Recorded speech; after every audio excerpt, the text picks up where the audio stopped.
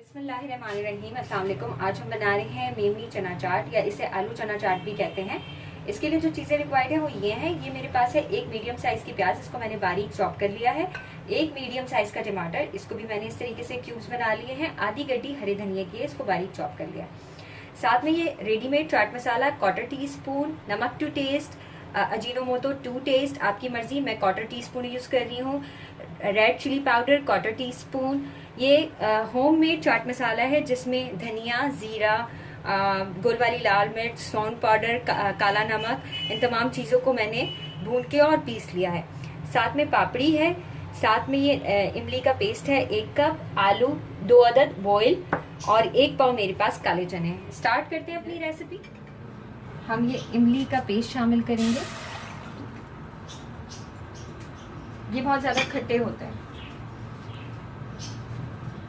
इसी में हम थोड़ा सा रेड फूड कलर ये शामिल करेंगे।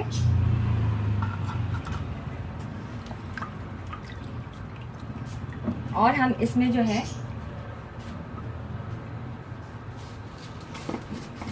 चीनी शामिल करेंगे।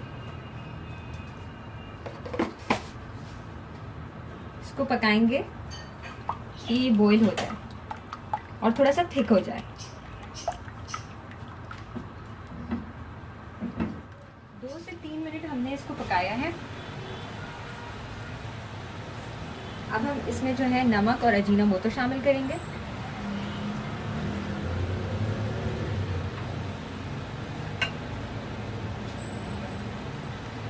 साथ में हम ये चाट मसाला, लाल मिर्च, होममेड चाट मसाला अच्छी तरीके से मिक्स करेंगे।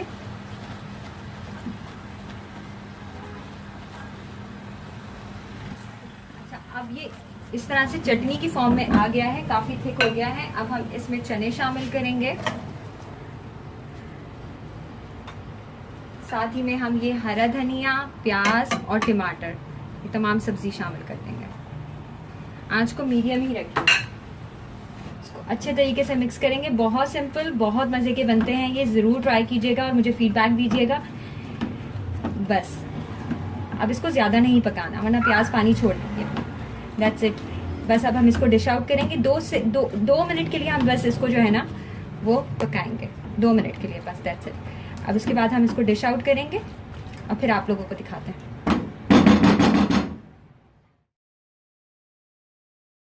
साथ ही हमने इसमें बॉयल आलू भी शामिल कर देना है। अब हम इसको डिश आउट करेंगे।